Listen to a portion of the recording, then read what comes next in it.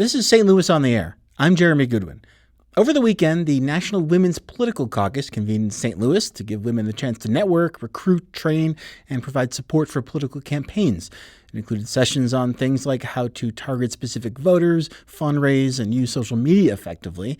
Here with me to talk about that conference and what it means with regard to the state of women in politics is St. Louis Public Radio's political correspondent, Jason Rosenbaum. Jason, tell me a bit first about the National Women's Political Caucus. The National Women's Political Caucus started in the early 1970s, and it was started by noted feminists like Gloria Steinem. Steinem is a Missouri political figure. Sorry about that. And it mainly advocates electing women candidates and particularly women candidates that support abortion rights. So if you're a female candidate that opposes abortion rights, this group is not going to be for you. So that's an important thing to mention because that's a particular issue, especially in modern day politics, that tends to split along Democratic and Republican lines. Democrats typically support abortion rights. Republicans usually oppose them. So if you went to this conference, most of the people, if not all of them, were Democrats. Okay, so it's not explicitly a partisan group, but it focuses on that issue of supporting abortion rights, which tends to break down in a partisan manner. Yes, and I think one of the reasons the conference was chosen here before Missouri passed an eight-week abortion ban. But one of the reasons why this group decided to stay and have its conference here, even though it was getting some pushback from its members, is the leadership believes that in order to fight against those policies, you have to start training women to run for office. I don't think that they have any illusions that one election cycle is going to be enough to repeal all abortion restrictions in Missouri, especially since this has been decades in the making, getting to what happened earlier this year. But you have to start somewhere, and in the view of the president, Donna Lent, they need to build a bench because right now it's sorely lacking in the state. And so abortion rights has obviously been the key political issue in this state in recent weeks. It's a coincidence that this conference happened to be coming here? It was the coincidence in that they had already planned it before the bill passed. And it kind of remains to be seen about whether like honing in on that issue or attacking Republicans for pushing for abortion restrictions is going to be successful in the legislative arena. It may be on a statewide arena because many Republican candidates explicitly position themselves as opposing abortion rights as one of their main campaign points, especially in rural and exurban Missouri. They haven't really run away from the fact that they oppose abortion rights. I think the question will be that this particular bill that bans abortion after 8 weeks of pregnancy and doesn't include exceptions for rape or incest, maybe that would be too much for even voters that usually support candidates who oppose abortion rights. That's what a lot of Democrats and maybe members of this group are banking on. Yeah, and Jason, I know among the folks you spoke to about this very issue is the Missouri's Republican Party executive director, just about how this abortion ban will affect the 2020 cycle. I did. And a couple of weeks ago, I talked with Missouri Republican Party executive director Gene Evans about how the abortion ban would affect Missouri politics. She said it is like over a year out in the election cycle, and it's very possible that another issue may take precedence. And as I just mentioned before, it's not really a sure thing that simply opposing abortion rights will be politically deadly for a candidate. It may actually be a selling point for voters in certain parts of the state. What I think that Democrats are hoping is the closer you get to the St. Louis and Kansas City central cities, in the suburbs, which are still Republican, that's where they're going to be targeting their energy and resources of trying to pick up ground because they feel that this issue may resonate with suburban female voters. And in decades past, abortion has sometimes been an issue that did transcend party affiliation. Are we seeing a breakdown of that? Is it really breaking down to a fierce partisan issue? Oh, absolutely. I'm from suburban Chicago, and I was represented for years in Congress by Republicans that supported abortion rights. Yeah. In fact, Mark Kirk, who was the U.S. Senator before Tammy Duckworth. I don't know what his rating was from NARAL Planned Parenthood, but it was probably 90 to 100%.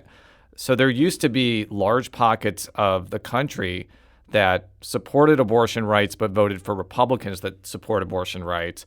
That phenomenon in Missouri is long gone. I think the last Republican lawmaker who supported abortion rights was out of office, I think in 2006 or 2008, because she termed out of office. And since then, I can't recall another legislator who was a Republican that supported abortion rights. I have certainly encountered Democrats that oppose abortion rights, many of which are from rural and exurban areas like Jefferson County, but it's far more homogenous from a policy level when it comes to the Republicans. Yeah, another example, former Massachusetts Governor William Weld, who happens to be running on in the Republican primary as a bit of a long shot this year, was actually touted back in the early 90s as a potential national candidate because of his support for abortion rights. Much different party now. I think that, and I think that there's some other examples, maybe in New England. I don't follow Vermont politics super closely, but I think the governor of Vermont may support abortion rights. I'm not 100% sure, and he's a Republican, but it's very rare to find somebody who's in high elected office or even in congressional office now. But that's just the way the issue has kind of factionalized, not fractionalized. I'm sorry, by party, fractured into factions and fractions. Yeah. Well, we're going to bring in another voice to talk about women in politics currently. So let's talk about what's happening right now locally.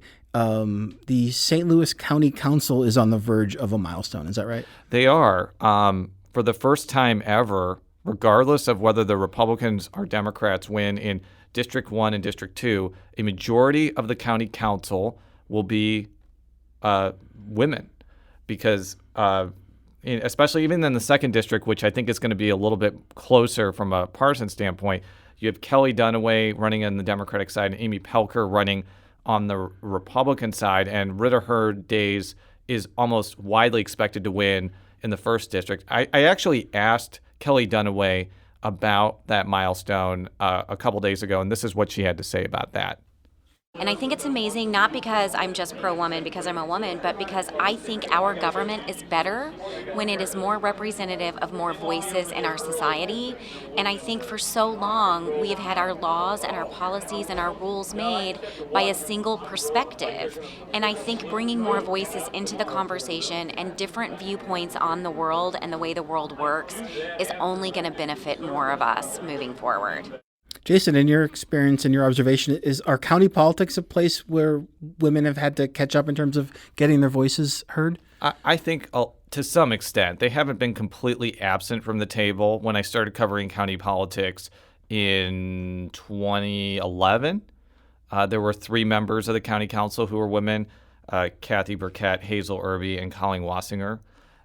So it has been a place where they played a supportive role. There still has not been a female countywide official. There's never been a county executive who's a woman, prosecutor, assessor.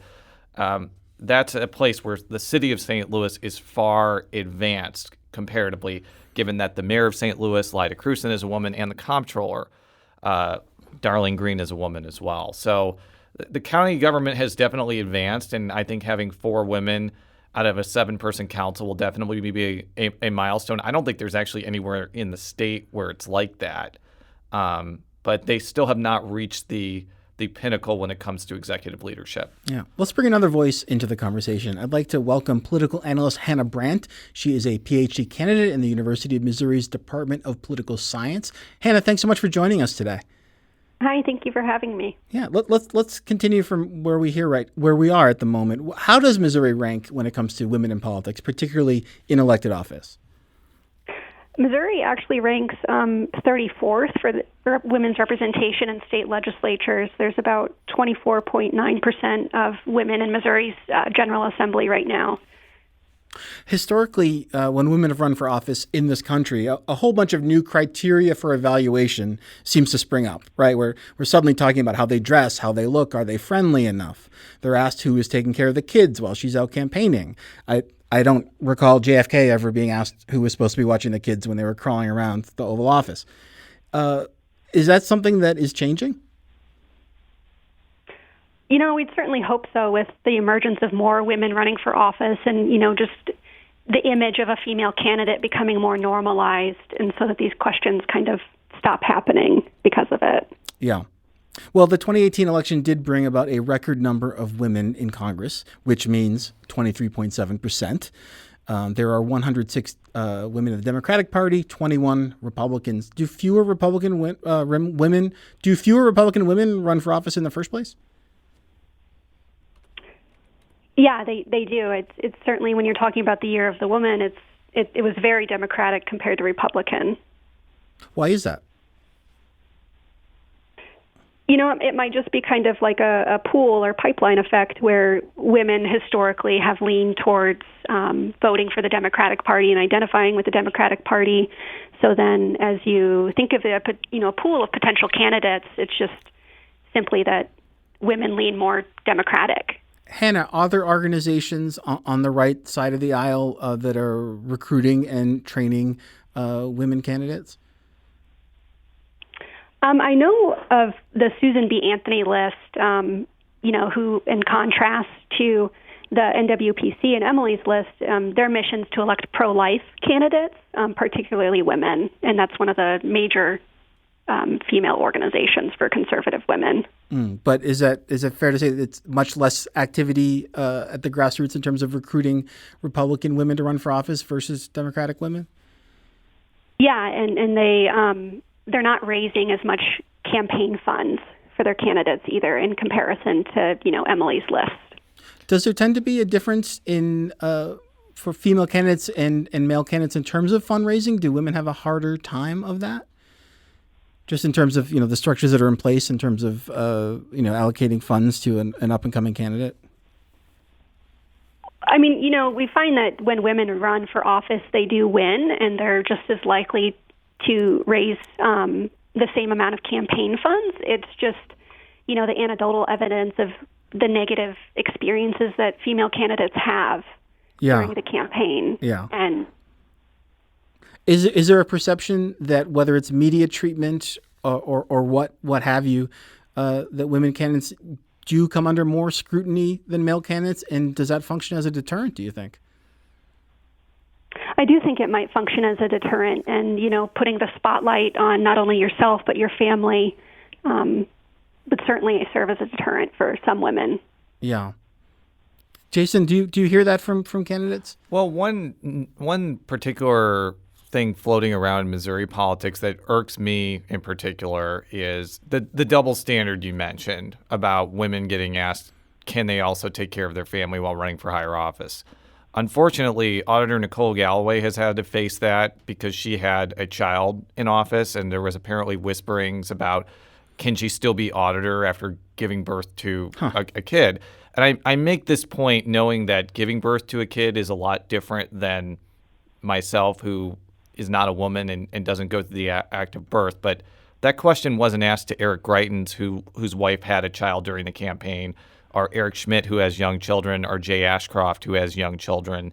And it really was a pretty offensive line of questioning to question whether Auditor Galloway could continue in public service when that same question wasn't being asked to male statewide officials. So my hope is that doesn't happen as she ramps up her bid for governor, and the whole discourse is mainly on ideology and issues.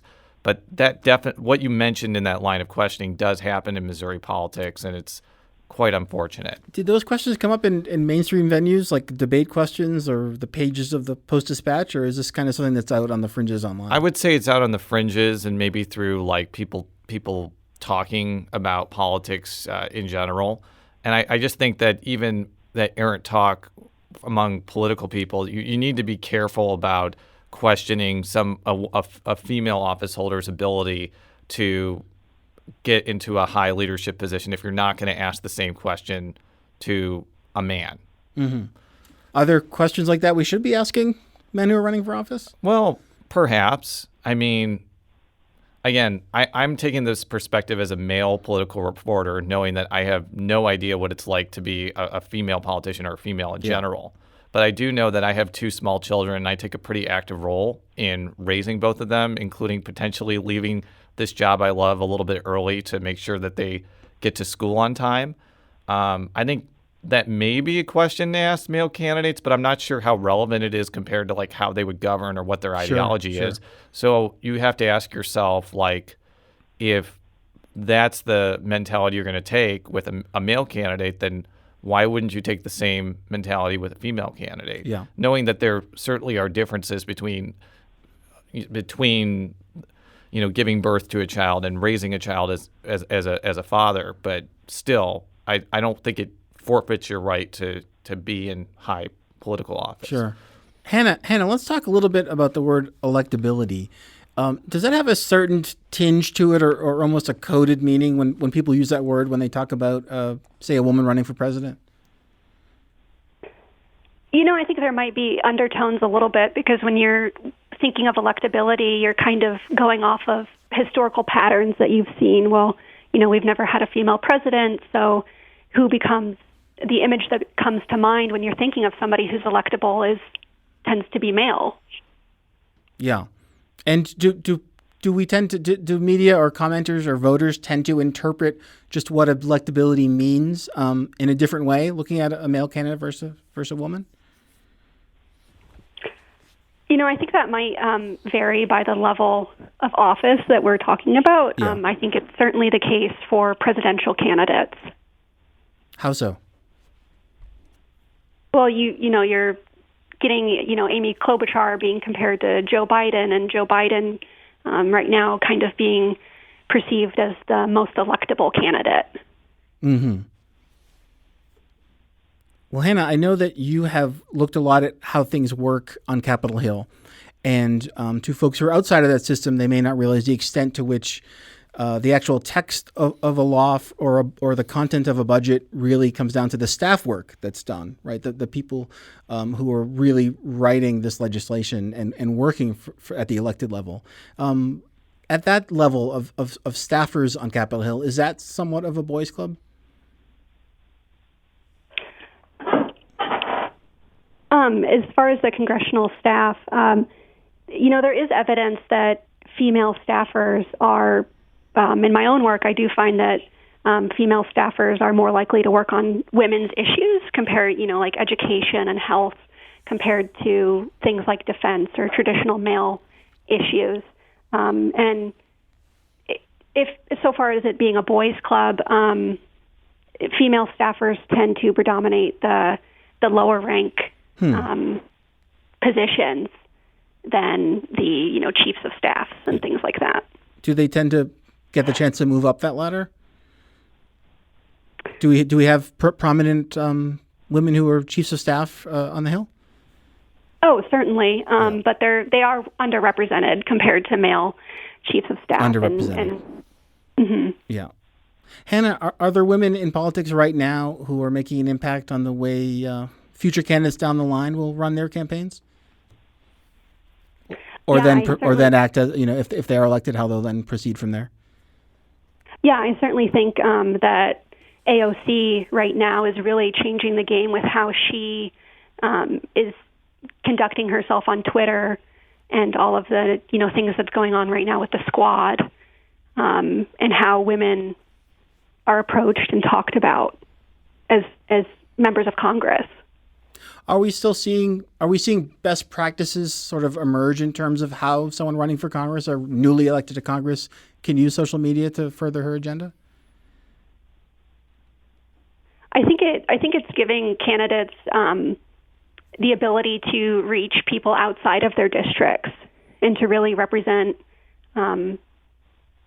Americans as a whole rather than just their constituents. Mm-hmm.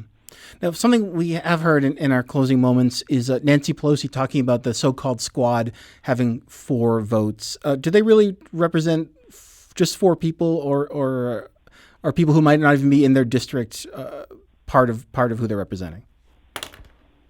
No, there's this notion of surrogate representation where a candidate can represent not only the constituents in their district, but also individuals outside of those districts. So, and are they gathering followings from around the country? Oh, certainly. Yeah. That's actually our time for today. Hanna Brant, thank you so much for your time. I want to thank St. Louis Public Radio's political correspondent, Jason Rosenbaum, as well. And Hanna, of course, you are at the University of Missouri's Department of Political Science, a PhD candidate there. Jason, Hanna, it's been great talking with you. Thank you. Thank you. Thank you. Support comes from the Missouri Forest Products Association, saluting Earth Day on April 22nd with an ongoing commitment to help offset carbon emissions with sustainable harvesting of Missouri forests. Details at choosewood.com.